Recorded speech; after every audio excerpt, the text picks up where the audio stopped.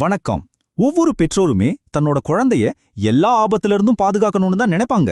அதே சமயம் அவங்க ரொம்ப தன்னம்பிக்கையோட சுதந்திரமா வளரணும்னு ஆசைப்படுவாங்க. இந்த ரெண்டுக்கும் நடுவுல ஒரு சரியான பாதையை கண்டுபிடிக்கிறது ஒரு மெல்லிய கயிறு மலை நடக்கிற மாதிரி இல்லையா? அந்த பேலன்ஸை பத்தி தான் நாம இன்னைக்கு பார்க்க போறோம். ஒரு நிமிஷம் யோசிச்சு பாருங்களேன். உங்க பேரண்டிங் ஸ்டைல நீங்க எப்படி விவரிப்பீங்க? நீங்க பெரும்பாலும் வழிகாட்டுறீங்களா இல்ல ரொம்ப கட்டுப்படுத்துறீங்களா? இதுல சரி தவறுன்னு எதுவுமே இல்லைங்க. இது நம்மள நாமே புரிஞ்சுக்கிறதுக்கான ஒரு கேள்விதான். சரி, அப்போ வழிகாட்டுறதுக்கும் கட்டுப்படுத்துறதுக்கும் என்னதான் வித்தியாசம்? வழிகாட்டுதல்ங்கிறது ஒரு நண்பன் மாதிரி மென்மையா கைய புடிச்சு வழிகாட்டுறது. ஆனா கட்டுப்பாடுங்கிறது கைய புடிச்சு நாம போகணும்னு நினைக்கிற இடத்துக்கு இழுத்துட்டு போற மாதிரி. இந்த சின்ன வித்தியாசத்தை புரிஞ்சுக்கிறதா ரொம்ப ரொம்ப முக்கியம். இந்த மாதிரி ஓவரா கண்ட்ரோல் பண்றதுக்கு நிபுணர்கள் ஒரு பேர் வச்சிருக்காங்க, ஹெலிகாப்டர் பேரண்டிங். அதாவது ஒரு ஹெலிகாப்டர் மாதிரி குழந்தைகளோட தலைக்கு மேலேயே சுத்திட்டு அவங்களோட ஒவ்வொரு அசைவையும் கண்காணிச்சுக்கிட்டே இருக்கிறது. பார்க்கறதுக்கு இது ரொம்ப அக்கறையா தெரியலாம், ஆனா இது தெரியாமலேயே சில நெகட்டிவ் விளைவுகளை ஏற்படுத்திடும். அப்படின்னா இந்த அதிகப்படியான கட்டுப்பாடு ஒரு குழந்தையோட வளர்ச்சியில என்ன மாதிரி தாக்கத்தை ஏற்படுத்துது? வாங்க பார்க்கலாம். இதுல கவலைக்குரிய விஷயம் என்னன்னா, இது ஒரு தற்காலிகமான பிரச்சனை இல்ல. இந்த அணுகுமுறை ஒரு குழந்தையோட எதிர்காலத்துல நீண்டகால பாதிப்புகளை ஏற்படுத்தக்கூடும்னு நிபுணர்கள் எச்சரிக்கிறாங்க. அதனால இதை நாம இன்னும் கொஞ்சம் ஆழமா பார்க்க வேண்டியது ரொம்ப அவசியம்.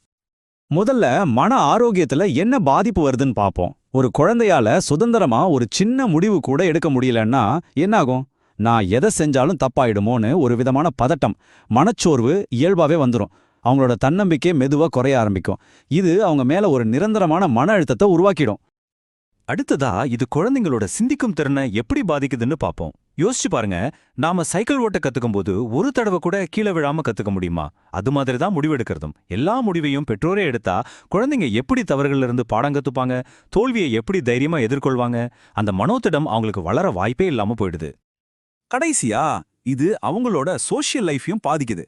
தன்னோட கருத்துகளுக்கு மதிப்பே இல்லைன்னு வளர்ற குழந்தைங்க ஒன்னு மத்தவங்களோட பழகவே தயங்குவாங்க, இல்லனா இதுக்கு அப்படியே ஆப்போசிட்டா ஏன் சுதந்திரத்தை நான் காட்டியே ஆகணும்னு ஒரு மாதிரி ரெபல் மாதிரி நடந்துப்பாங்க. இந்த ரெண்டுமே உறவுகள்ல சிக்கலை தான் ஏற்படுத்தும். சரி, இவ்ளோ நேரம் நாம பிரச்சனைகளை பத்தி பேசிட்டோம். ஆனா இதுக்கு தீர்வு இல்லையா? கண்டிப்பா இருக்கு. நல்ல விஷயம் என்னன்னா, தீர்வு நம்ம கையில தான் இருக்கு. அதுதான் பேலன்ஸ். அந்த சமநிலையோட சக்தியை பத்தி இப்ப நாம பார்க்கலாம். இங்க பாருங்களேன், இந்த ரெண்டு அணுகுமுறைக்கும் இருக்கிற அடிப்படை வித்தியாசத்தை. வழிகாட்டுதல் ஒரு குழந்தைக்கு உன்னால முடியும்னு ஒரு நம்பிக்கையை கொடுத்து சுதந்திரமா யோசிக்க வைக்குது. ஆனா கட்டுப்பாடு நான் சொல்றத மட்டும் செய்யு அவங்கள மத்தவங்கள சார்ந்து இருக்க வச்சு ஒருவித பயத்தை உருவாக்குது. இதுல நீங்க உங்க குழந்தைக்கு எதை கொடுக்க விரும்புறீங்க? நிபுணர்களும் இதையே தான் திரும்ப திரும்ப சொல்றாங்க.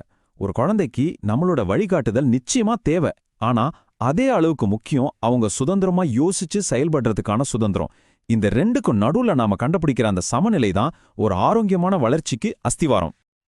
அப்போ நாளைய தலைமுறையை உருவாக்கிற பெற்றோரா நாம என்ன செய்யணும்? இதோ அதுக்கான ஒரு சின்ன வழிகாட்டி. நம்மளோட இலக்கிய நாம கொஞ்சம் மாத்தி யோசிக்கணும். நம்மளோட நோக்கம் குழந்தைங்களை கட்டுப்படுத்துறது கிடையாது. அதுக்கு பதிலா அவங்க தன்னம்பிக்கை உள்ள திறமையான பெரியவங்களா தன்னோட சொந்த கால்ல நிக்கிறதுக்கு வழிகாட்டுறது தான். இது ஒரு லாங் டேர்ம் கோல். கடைசியா இந்த கேள்வியை நான் உங்ககிட்டயே விட்டுட்டு போறேன். உங்க குழந்தையோட பிரகாசமான தன்னம்பிக்கையான எதிர்காலத்துக்காக இன்னைக்கு நீங்க என்ன மாதிரியான ஒரு பேலன்ஸை உருவாக்குறீங்க? யோசிங்க.